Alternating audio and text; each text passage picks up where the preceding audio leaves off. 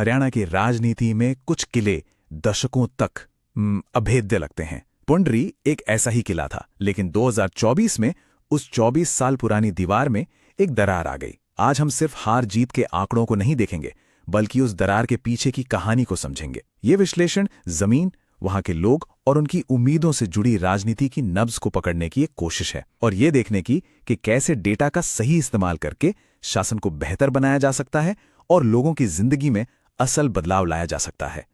सवाल यही है, 24 साल का एक सिलसिला, 6 लगातार कार्यकाल तक चला एक ट्रेंड, एक पूरी पीढ़ी की राजनैतिक आदत सिर्फ 1.62% वोटों के मामूली अंतर से कैसे टूट गई। जब कोई किला इस तरह ढहता है तो उसकी दरारों में सिर्फ धूल नहीं, बल्कि भविष्य के संकेत छिपे होते हैं। हमें बस उन्हें पढ़ना सीखना है। ये किसी एक चुनाव की कहानी नहीं, ये बदलते हुए भारत के एक छोटे से हिस्से की कहानी है। इस राजनीतिक पहेली को सुलझाने के लिए हम एक 6 चरणीय पड़ताल करेंगे। हम पुंडरी के इतिहास के किले से शुरू करेंगे, फिर जमीन की नब्ज को महसूस करेंगे, हम 2024 के नतीजों के आंकड़ों में छिपे संकेतों को डिकोड करेंगे और उस दरार की वजह जानेंगे जिससे ये किला ढहा। और अंत में हम देखेंगे कि इस समझ से शासन का एक ब्लूप्रिंट कैसे तैयार होता है और एक नेता जनादेश को विश्वास में कैसे बदल सकता है। चलिए पहले हिस्से से शुरू करते हैं। पुंडरी एक स्वतंत्र किला। देखिए, किसी भी जगह की राजनीति को समझने के लिए उसके अतीत की परतों को खोलना जरूरी होता है।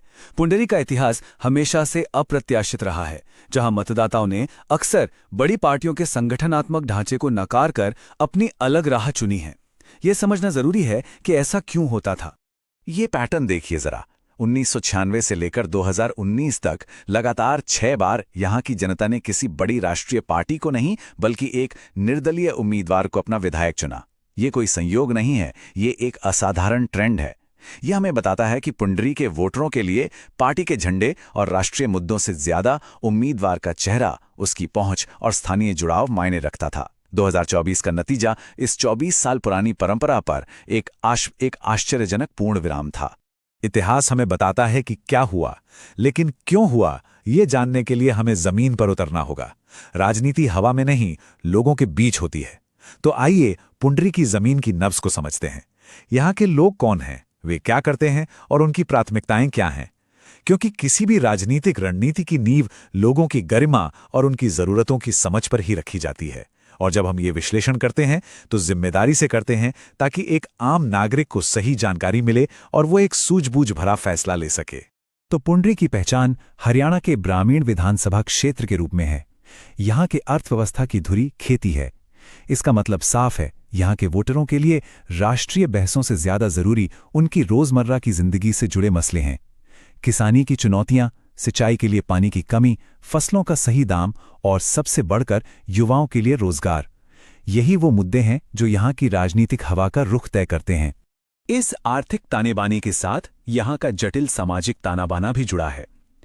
पुंडरी में कई प्रमुख समुदाय हैं, जिनमें रोड, जाट समुदाय की आबादी लगभग 22% है।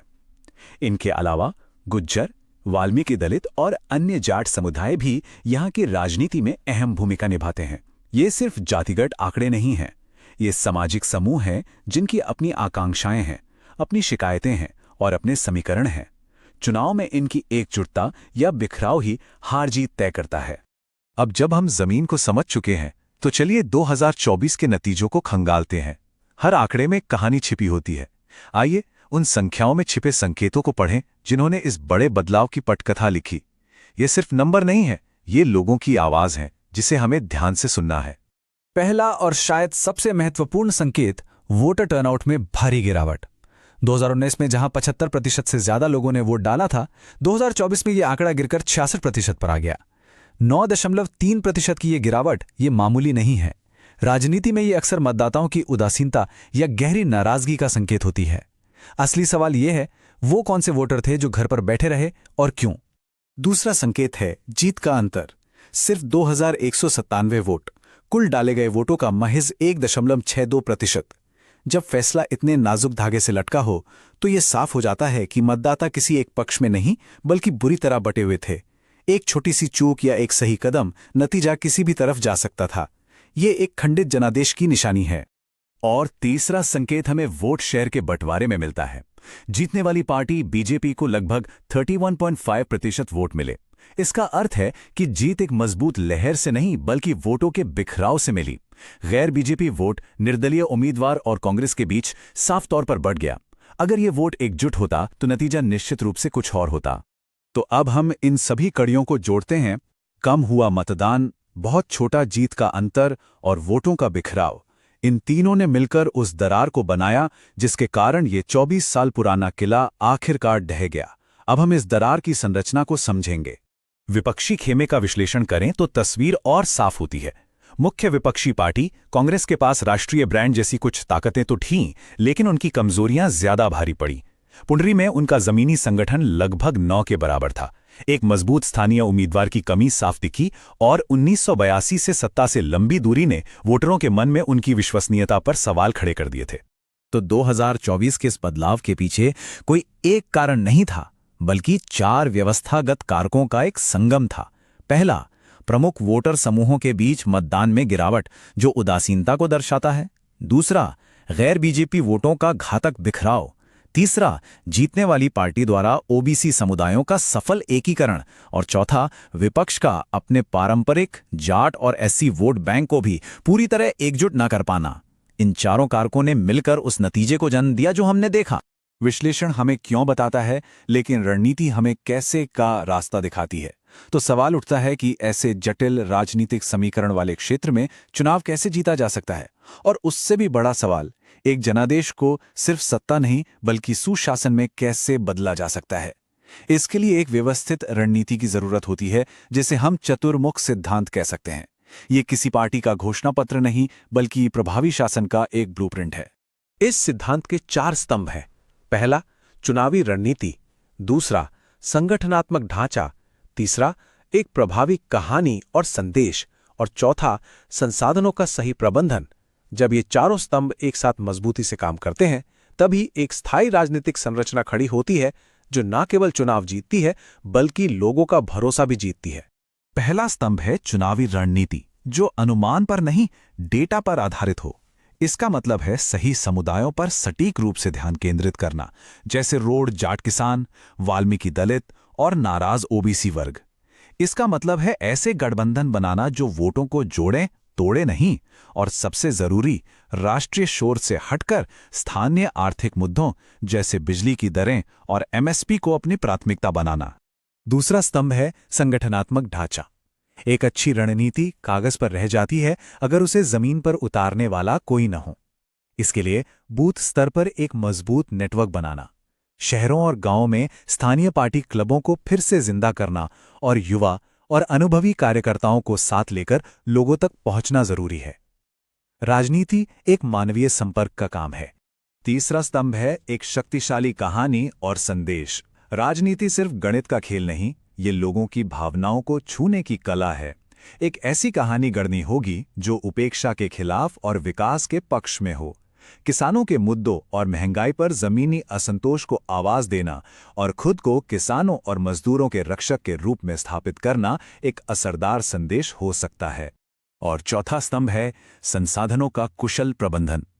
इसमें सबसे पहले सही और मजबूत स्थानीय उम्मीदवार की पहचान करना शामिल है जो लोगों से जुड़ा हो। इसके बाद पार्टी के फंड का इस्तेमाल दिखावे के लिए नहीं बल्कि स्थानीय स्तर पर बड़े प्रभाव वाले कल्याणकारी कामों के लिए करना। और आज के डिजिटल युग में तकनीक और स्वयंसेवकों के नेटवर्क का ज्यादा से ज्यादा फायदा उठाकर अपने संदेश को हर घर तक पहुंचाना। हमने जीतने की रणनीति पर बात की, लेकिन अब सबसे महत्वपूर्ण हिस्से पर आते हैं, जनादेश से विश्वास तक का सफर। राजनीति का अंतिम मकसद क्या है? चुनाव जीतना एक प्रक्रिया का अंत है, लेकिन शासन की जिम्मेदारी की शुरुआत। इस सारे डेटा, इस सारी मेहनत और इस जटिल रणनीति का असली मकसद क्या है? क्या ये सिर्फ एक चुनाव जीतना है या इसका लक्ष्य इससे कहीं बड़ा है जो सत्ता के गणित से परे हो? इस रणनीति का असली मकसद इन समस्याओं को हल करना है जो इस स्लाइड पर दिख रही हैं। कृषि संकट, महंगाई और बेरोजगारी, खराब सड़कें और बिजली। ये सिर्फ चुनावी मुद्दे नहीं हैं, ये लोगों की रोज की तकलीफें हैं। डेटा इंजीनियरिंग का सही मकसद इन तकलीफों को समझना और उन्हें दूर करने के लिए शासन का ढांचा तैयार करना है। और ये याद रखना जरूरी है कि जब कोई सरकार लोगों के डेटा का इस्तेमाल करती है तो नागरिकों की प्राइवेसी और सहमति का सम्मान सर्वोपरि है।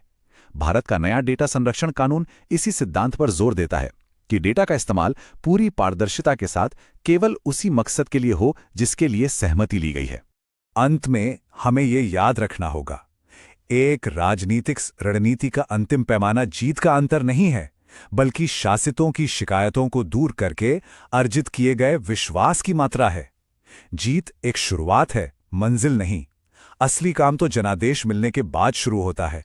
अगर आप एक जन केंद्रित नेता बनना चाहते हैं और अपने निर्वाचन क्षेत्र का उत्थान करना चाहते हैं तो blueprintstrategies.ai से mgr@blueprintstrategies.ai पे संपर्क करें या 08042041602 पर कॉल करें। राजनीति से परे उद्देश्य।